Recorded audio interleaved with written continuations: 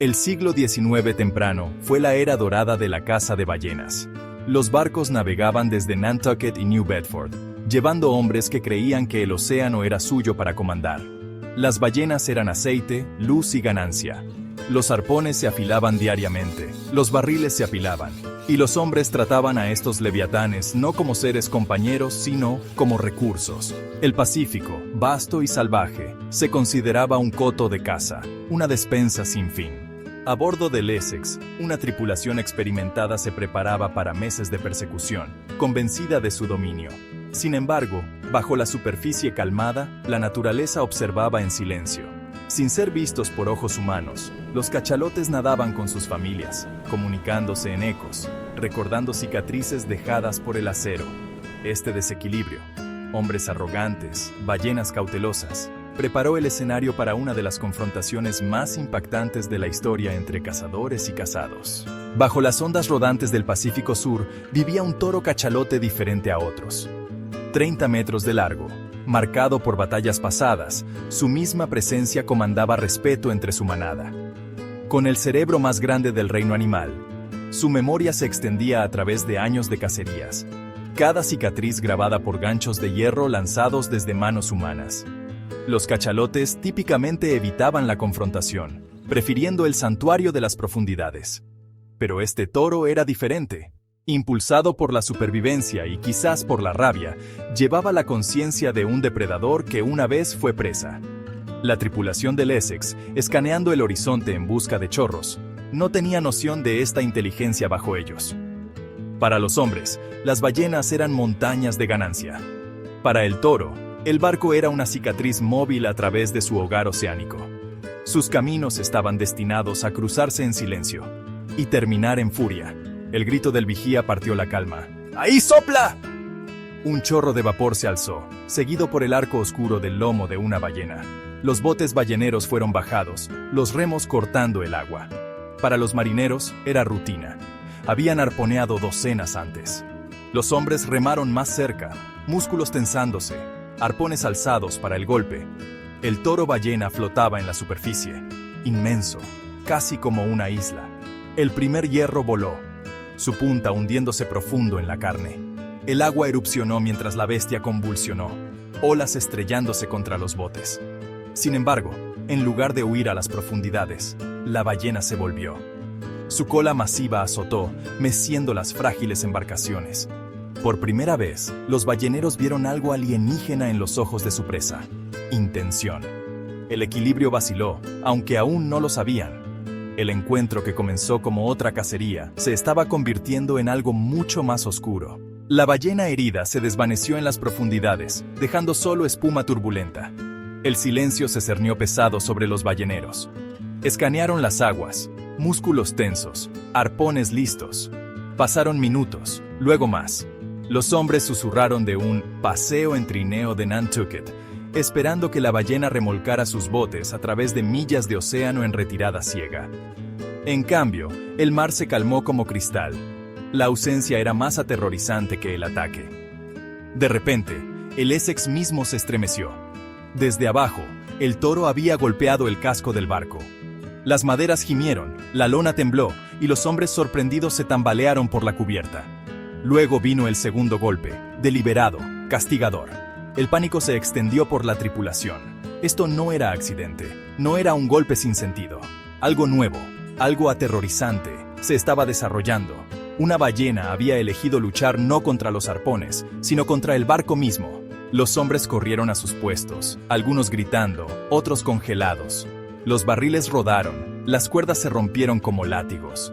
El Essex se tambaleó violentamente, sus costillas agrietándose bajo el asalto. Abajo, la sombra de la ballena circulaba, inmensa y deliberada.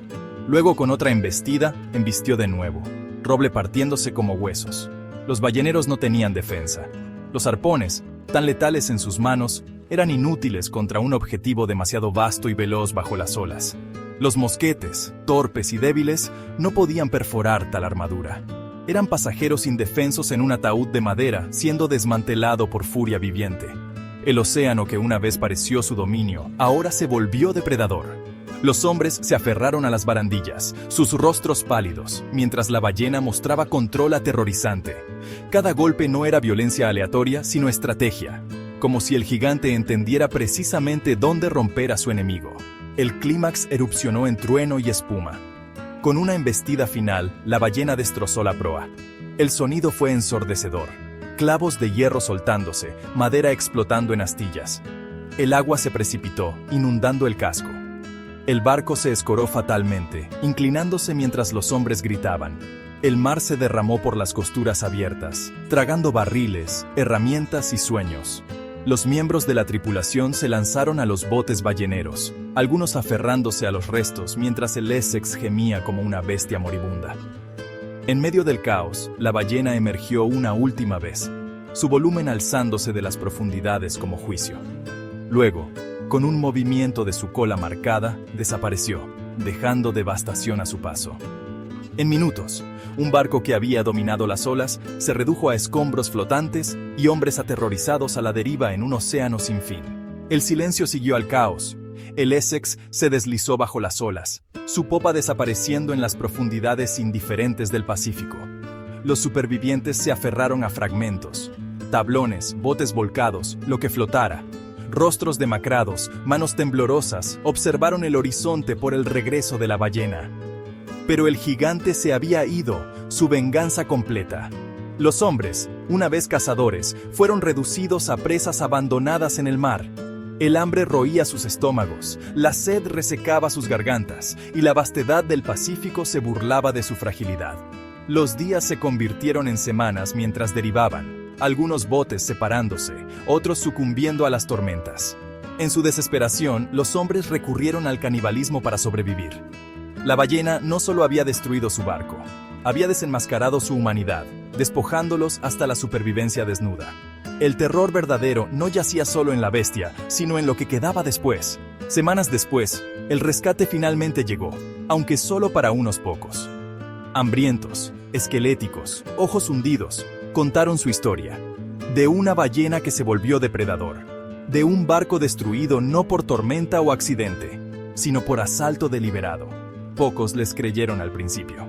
¿Una bestia del mar hundiendo un barco poderoso? Sonaba a mito. Sin embargo, la evidencia era innegable. Supervivientes, restos y cicatrices grabadas en la memoria. La palabra se extendió por círculos marítimos, susurrada con miedo por marineros que una vez vieron a las ballenas solo como presas. El desastre del Essex fue registrado, recontado y eventualmente inmortalizado. Pero lo que más importó fue el cambio que creó.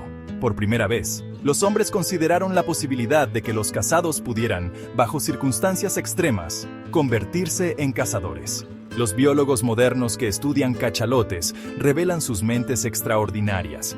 Poseyendo el cerebro más grande de la Tierra, estos gigantes muestran inteligencia social, memoria larga e incluso aprendizaje cultural dentro de las manadas. Los relatos de la era ballenera sugieren que se adaptaron rápidamente, enseñándose unos a otros a evadir, incluso resistir, los barcos arpóneros. El toro que destruyó el Essex pudo no haber actuado por rabia ciega, sino por memoria y reconocimiento. Sus cicatrices le dijeron lo que los humanos traían: agonía, muerte y la matanza de parientes. Al golpear el barco mismo, neutralizó la amenaza en su fuente. La ciencia reenmarca la historia no como un evento extraño, sino como adaptación, prueba de que la naturaleza, cuando es presionada al límite, evoluciona estrategias de resistencia. La inteligencia se encontró con la brutalidad, y por una vez, la inteligencia ganó. El naufragio del Essex inspiró a Herman Melville a escribir Moby Dick, transformando la tragedia en mito. Pero la verdad perdura más oscura que la ficción. Por una vez, la presa contraatacó, y el equilibrio de poder se invirtió. Hoy, las ballenas ya no son cazadas a tal escala industrial. Sin embargo, la memoria de esos días vive en cicatrices e historias pasadas a través de generaciones de marineros. El Pacífico permanece vasto, ocultando a sus gigantes, sus ecos aún pulsando en las profundidades. La lección perdura. La naturaleza no es un recurso para ser conquistado, sino una fuerza capaz de retribución. El desastre del Essex no es solo un cuento de hombres y ballenas, sino un recordatorio de humildad, del momento cuando el océano mismo declaró, basta.